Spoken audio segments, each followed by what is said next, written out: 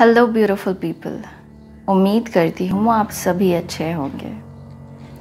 आज की ये वीडियो एक छोटी सी कहानी के ऊपर है। कहानी जो हम सब जानते हैं, जो हम सबको दिखती है, पर कहीं ना कहीं हम उसे मानना नहीं चाहते हैं। तो आइए मेरे साथ इस कहानी के सफ़र में एक हिस्सा बन जाइए। तो कहानी बड़ी पुरानी है। कहानी एक गांव की है जहाँ पर 3 दोस्त रहा करते थे। दोस्त जिसका नाम राकेश, मुकेश और सुमित था। राकेश, सुमित और मुकेश तीनों ही बड़े अच्छे दोस्त हैं। गांव में सब कुछ अच्छा चल रहा था। फिर ना जाने एक दिन क्या हो गया। सुमित को लगा कि उसे अपने परिवार के लिए बहुत मेहनत करनी चाहिए, सो उसने की। उसका एक भाई भी था जो बड़ा अच्छा था, सोशल वर्कर टाइप का ही था। उधर पे एक और बहुत बड़ी चीज़ हुई। एक दोस्त आया, पुराना सा, गांव में। उसने मुकेश को एक बड़ी अच्छी स्कीम बताई। राकेश ने भी सुना। राकेश को पता नहीं क्यों महानगरों की ये मनगढ़ंत बातें और कहानियाँ इतनी पसंद आ गई कि उसने सोचा क्यों ना जाया जाए, देखा जाए आखिर बाहर ऐसा क्या है। यहाँ रोज़ी रोटी अच्छे से कट रही थी, पर फिर भी उसने चाहा कि वो बाहर जाकर देखे तो सही आखिर ऐसा क्या है उन महानगरों में जो इस छोटे से गांव में नहीं है। उधर मुकेश ने ये ठान लिया था कि उसे ज़िंदगी में कुछ बहुत अच्छा करना था, और इस अच्छे करने की तलब ने उसे पहुंचा दिया था महानगरों के उन सड़कों पर जहां पर वो अपने सपने लेकर गया था। साल बीते, दिन गुजरे, महीने गुजरे, सब एक के बाद एक गुजरते चले गए। सुमित अब भी अपने गांव में छोटे से अपने कारोबार को आगे बढ़ाए जा रहा था। सब कुछ अच्छा चल रहा था। राकेश बड़ी कड़ी मेहनत कर रहा था। एक नगर से दूसरे नगर, दूसरे से तीसरे, और फिर शायद कुछ महानगरों में भी अपनी किस्मत आजमा रहा था, पर कुछ भी अच्छा नहीं हो पा रहा था। वो बस कोलू की बैल की तरह परेशान हुआ जा रहा था। काम करे जा रहा था, पर उसकी किस्मत है जो चमकने का नाम ही नहीं ले रही थी। मुकेश अपनी कड़ी मेहनत और लगन से कहीं आगे पहुंच चुका था। अब वो बिल्डिंगों में रहता था। उसका खुद का अपना एक बिल्डिंग था, खुद का अपना एक ऑफिस, कई गाड़ियाँ, सब कुछ जो उसने सपनों में देखा था। फिर एक दिन अचानक पता नहीं क्या हुआ, एक बहुत बड़ा सैलाब आया।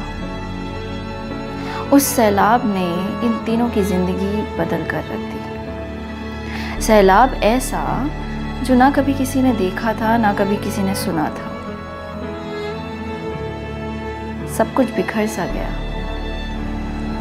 सब कुछ अकेला सा लगने लगा। सुमित लाचार सा अपने गांव में किसी तरह अपनी रोजी रोटी कमा रहा था, पर अब सरकार ने कह दिया था कि वो बाहर नहीं जा सकता। वो किसी से मिल नहीं सकता, अपने खेतों में नहीं जा सकता, वो बाजार नहीं जा सकता, वो सड़कों पर उतर नहीं सकता। मुकेश को ना चाहते हुए भी अपनी कंपनियां बंद करनी पड़ी। अब वो उन बड़े इमारतों, बिल्डिंगों के एक छोटे से ऑफिस में बैठकर सिर्फ खिड़की से इस सैलाब को आता हुआ झांक रहा था।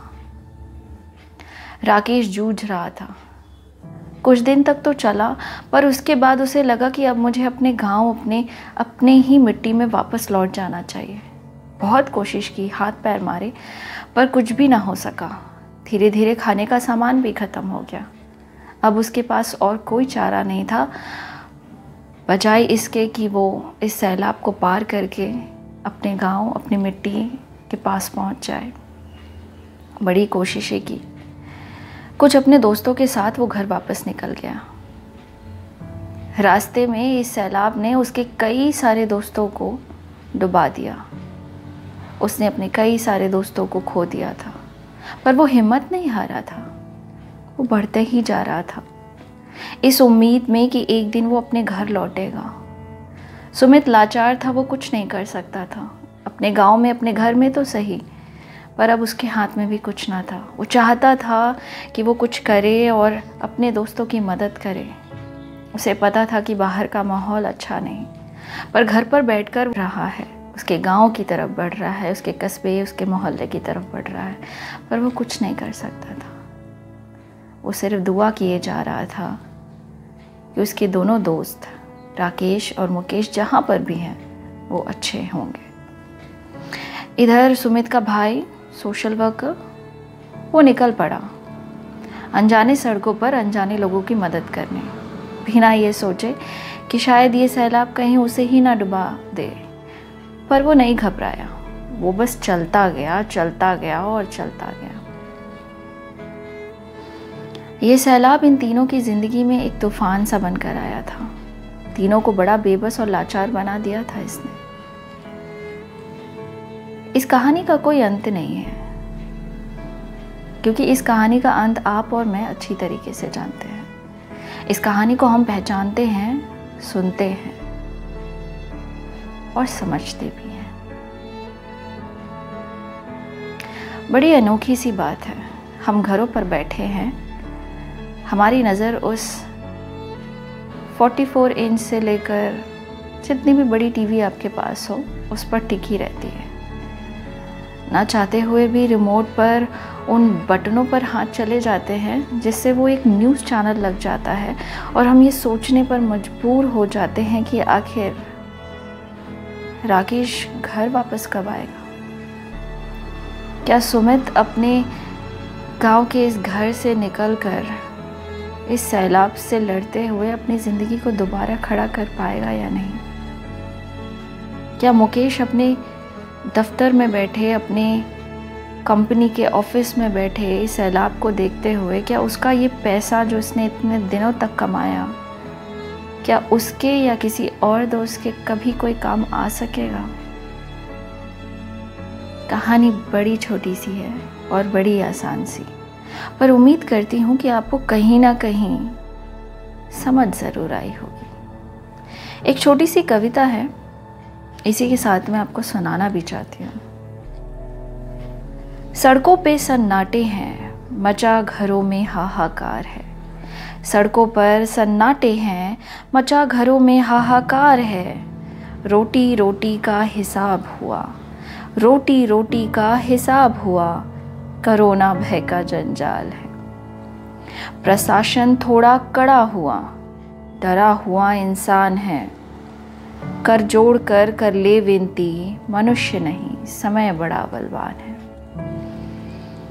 कर जोड़ कर ले विनती, मनुष्य नहीं समय बड़ा बलवान है।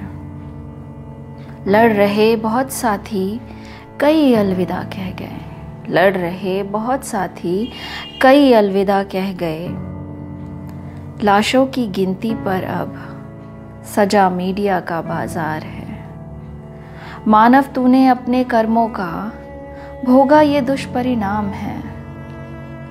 जीवन मृत्यु के सत्य से शाश्वत हुआ संसार है।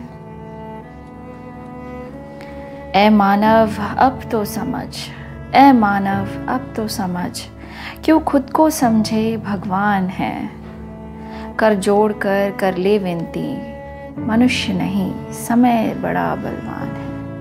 कर जोड़ कर ले विनती, मनुष्य नहीं समय बड़ा बलवान है। थैंक यू, धन्यवाद।